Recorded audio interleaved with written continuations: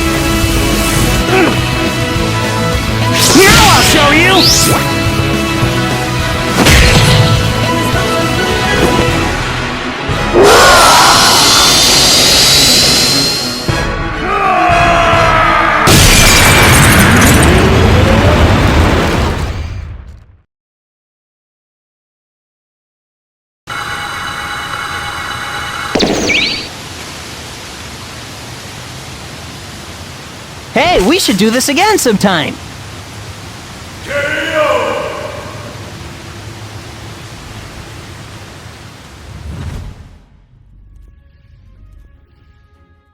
Without a doubt, I need everyone to give a big round of applause to the one and only Jamix007. He is the producer and creator of Fatal Conflict and the animator of this Sonic vs. Flash movie. The absolute least you can do to support his talent would be to check out Boruto vs. Teen Gohan, as well as the other episodes of Fatal Conflict such as Amy vs. Sakura and the future ones coming soon. A ton of effort goes into the Fatal Conflict series. Plus, plot-wise as well, there are some important elements that cover what goes on in this very animation.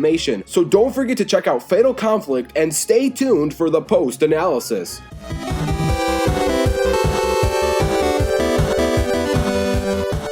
As we get into the post-analysis, I need to give major props to the One Punch Brothers. OPB has helped a ton with constructing this post-analysis. Also, I say this more times than I have to, but once again, that animation was not a simulation, it was just eye candy. Without further ado, let's discuss Barry Allen vs. Archie Sonic. The hardest part about Barry Allen vs. Archie Sonic is not stepping into no limits fallacies. Both characters have multiple claims of having virtually infinite power and infinite speed, and have defeated beings claiming the exact same things. We could go over who has better feats, but the problem is that this in specific is more of a hacks battle, not a stat battle. If we minus speed feats, speed stats, and haxes, both characters have very basic stats in every other category. Basic in comparison to what their speed feats and haxes are, not basic in their own rights. Because both characters have so wide speed stat gaps and so much of an overusage of haxing compared to statistical combat, saying that X character beats Y character because of stat Z would be a little too limited to each character's fullest potential. The biggest questions we need to answer really are A, what is the best way to beat Flash with the Speed Force?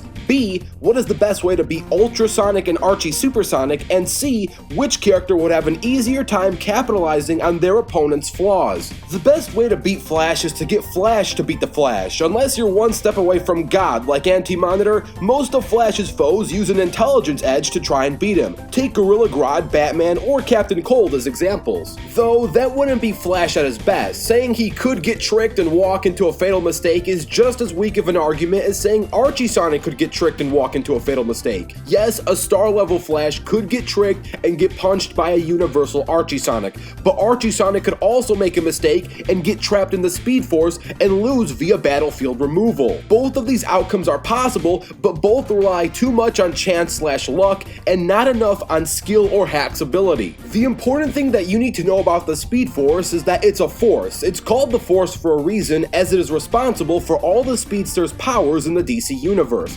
Barry on few occasions has lost his connection with the Speed Force due to technology built by Gorilla Grodd. Grodd basically used his lightning tower to attract the energy that would have went to Flash, instead going to him in his tower. Think of it as a pipeline being cut off and redirected to someone else. So for Sonic to beat the Flash, he would need an ability that could either block the matter that powers the Flash, or he would need to trap the Flash in a dimension in which he would need more than 2 months to finally get a hold of the Speed Force, which results in a loss via BFR. The best way to beat Archie Sonic would be to kill him while he's in his base form. This is his weakest form, and Eggman once did beat him in issue 175, at least temporarily, building a machine that matches Sonic's ring energy. Also in that issue specifically, it is important to know that prior to this battle, most of Sonic's friends were captured and teleported, which left Sonic in a very emotional and irrational state. Though the best way for Barry to beat Archie Sonic would be to find a way to take him out or commit BFR before he powers up. But if we have them fight at their best, this would be quite a challenge getting past the likes of Supersonic and Ultrasonic.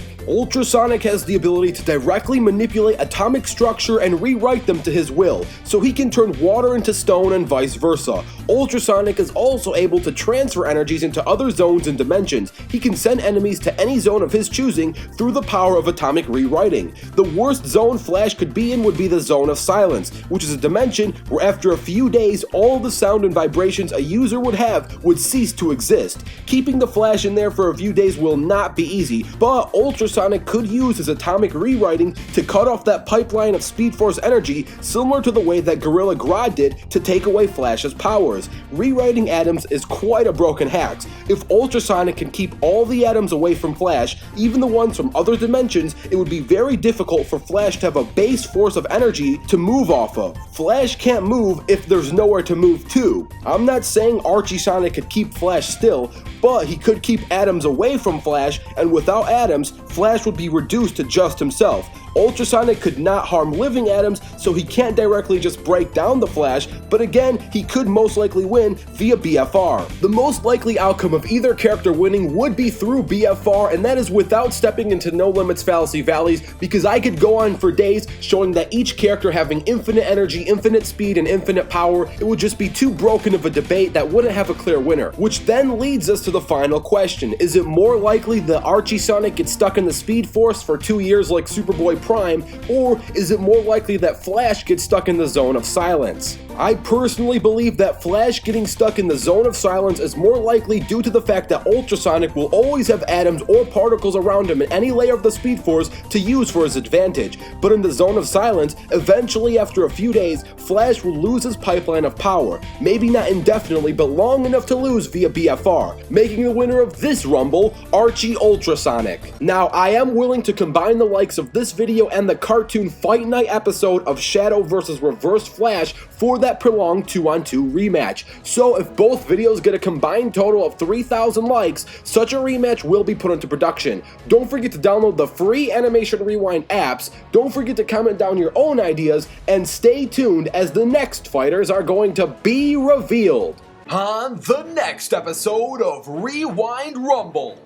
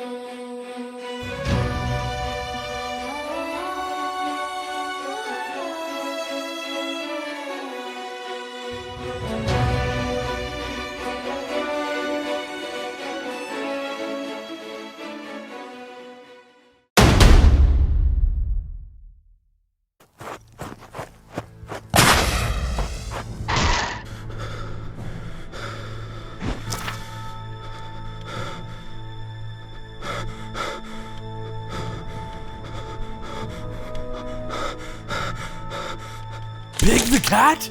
No! They killed Big the cat.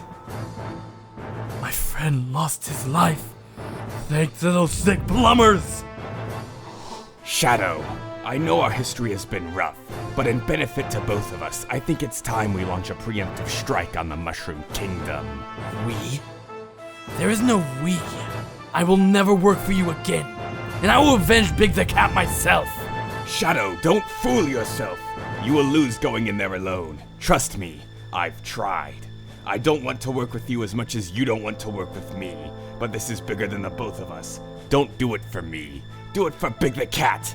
I need you to gather your little hedgehog friends and I'll prepare my army. If we don't team up, the Koopa army will kill both of our parties separately. I hate to say this, but you're right. I will do my best to get Sonic and the others on board. But no tricks, Eggman! Sounds like a plan. Meet me in 3 hours. That's right, everyone, the moment you've all been waiting for, the Mario vs. Sonic Total War! There will be new characters, new circumstances, and a new war. This is not just a remastered, but a total rematch. I would spoil the roster here, but this Total War is so long that I'm breaking it into 2 separate uploads. There's going to be an upload this Saturday specifically dedicated towards the roster and pre-analysis that will be on the Animation Rewind channel. Then, next Wednesday, you'll get the animation and post-analysis here on Rewind Rumble. This war is so long and so epic that it has to be broken down into 2 different uploads. I'm sorry, but it's better this way. If you, for whatever reason, enjoyed that first Total War, get ready to get your minds blown because this next one is going to be 1,000,000 times better than that first one. I'm Animation Rewind, and I'll fast forward to you later.